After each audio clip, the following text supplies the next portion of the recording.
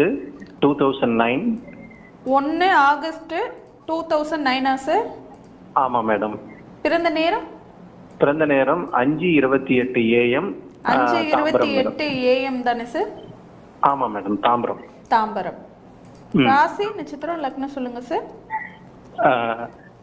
லக்னம் பார்த்தீங்கன்னா மேடம், கடக லக்னம், விருச்சிக ராசி. கடக லக்னம், விருச்சிக ராசி, கேட்டை நட்சத்திரம் மேடம். கேட்டை நட்சத்திரம். என்ன கேள்வி கேட்கணும் சார்? இப்போ என் பொண்ணு 12th போயிட்டு இருக்கு மேடம், போயிட்டு இருக்காங்க.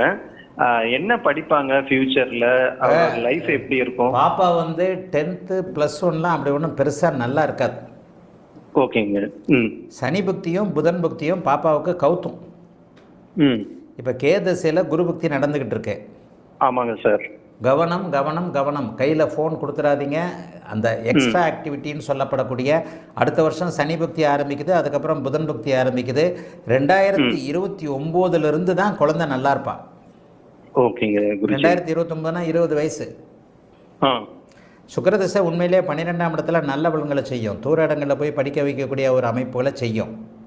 சரிங்க குருஜி. இந்த இடத்துல லக்னாதிபதி நீச்சத்தை அடைந்திருந்தாலும் கூட, சந்திரன் நீச்சம் தான். ஆமா, நீச்சத்துல இருக்காங்க. ஆமா, நீச்சத்தை அடைஞ்சிருந்தாலும் கூட அவருக்கு நல்ல விதமாக பாபத்துவ அமைப்புகள் எதுவும் இல்லை. ராகுவோட சனியோட சேரல.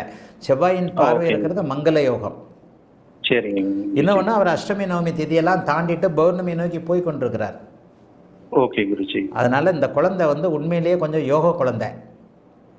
சுக்கிரதசைக்கு அடுத்து வரக்கூடிய சூரிய சந்திர செவ்வாய் தசைகள் உண்மையிலேயே நல்லா இருக்கும். சூரியன் குருவின் பார்வையில் இருக்கிறார், செவ்வாய் குருவின் பார்வையில் இருக்கிறார், சந்திரன் தானே இயல்பாக நன்றாக இருக்கிறார்.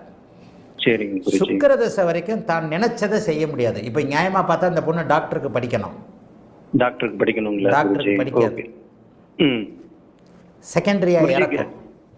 ஓகே குருஜி. லக்னத்துல சூரியனும் கேதுவும் இருக்கிறது இந்த தோஷம் சொல்றோம் இல்ல குருஜி, அது என்ன தோஷம்? பித்ரு தோஷமா? கிரகண தோஷம். சரி இருக்கட்டும். குரு பாக்குறாருல, குரு பாக்குறாரு. ஆனா அவர் நீச்ச குருவா இருக்காருங்களே குருஜி, அது ஒன்றும் பிரச்சனை இல்லை. குரு. ஓகே. ஸோ டாக்டர் படிக்கிறதுக்கு சான்ஸ் இருக்குங்களா குருஜி? மருத்துவம் சார்ந்த துறைகளில் தான் இவ வருவா. ஆனால் சுக்கிர தசை நடக்கிறதுனால, அவயோக தசை நடக்கிறதுனால, சுக்கிரனை சனி பார்க்கறதுனால செகண்டரி மருத்துவமாக வந்துடும். பிடிஎஸ், கால்நடை மருத்துவம், இது அந்த ஃபிசியோதெரபி, பிஎஸ்சி நர்சிங். நான் சொல்கிறது புரியுதா?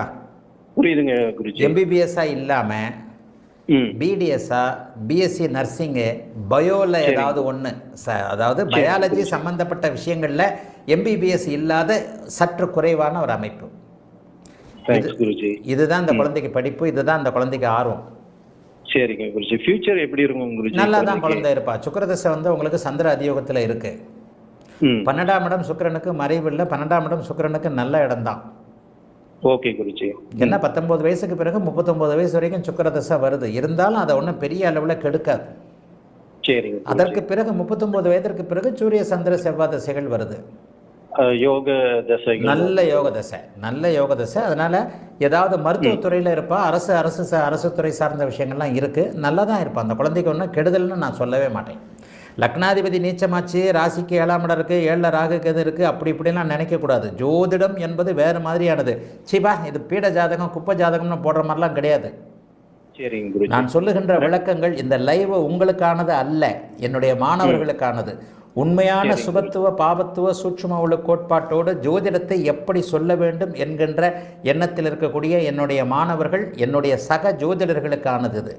இங்கே லக்னாதிபதி நீச்சம், அவ்வளோதான், 2ல் சனி புட்டுக்குச்சு அப்படிலாம் அந்த ஜாதகம் கிடையாது. லக்னாதிபதி நீச்சமானாலும் அவர் பௌர்ணமியை நோக்கி போய் கொண்டிருக்கிறார். குருஜி 2ல் சனி புதன் சேர்ந்திருக்காங்கல்ல குருஜி, லாயர் அந்த மாதிரி அவருக்கு சான்ஸ் இருக்குங்களா குருஜி? 2ல் சனி புதன் இருக்கட்டும், ஆனால் 2ல் சனி வந்து இதை விட கூடுதலான அமைப்புகளில் இருக்கணும் அவர். Okay okay. சுபத்துவமா இருக்கணும். சுபத்துவமா இருக்கணும். கண்டிப்பாக அவர் சுக்கிர தொடர்புகள்லையோ அல்லது இந்த தொடர்புகள்லையோ இருக்கணும். குரு தொடர்புகள், குரு தொடர்புகளில் அவர் இல்லை. அவருக்கு இங்கே புதன் தனி புதனோட சேர்ந்திருக்கிறது அது சுபத்துவமே கிடையாது. ராசி லக்னத்திற்கு 2 10ஆம் இடங்களோடு குருவும் சனியும் ஒரு மாதிரி லாஜிக்கலாக தொடர்பு கொள்ளணும். சரிங்க. 2ல் மட்டும்தான் இருக்கிறார் அவர்.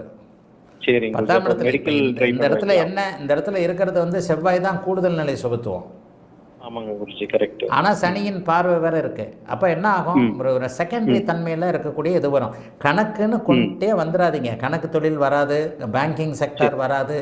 ஆக குழந்தைக்கு பயாலஜி சம்மந்தப்பட்ட சில விஷயங்கள் அப்படியே வரும். சனி 2ஆம் இடத்தோடு தொடர்பு கொண்டிருந்தாலும் கூடுதல் சுபத்துவமாக இருக்கணும், அல்லது முதல்நிலை அமைப்புள்ள யோக திசைகள் நடக்கணும். சுக்கிர திசை 20 வருஷம் நடக்குது.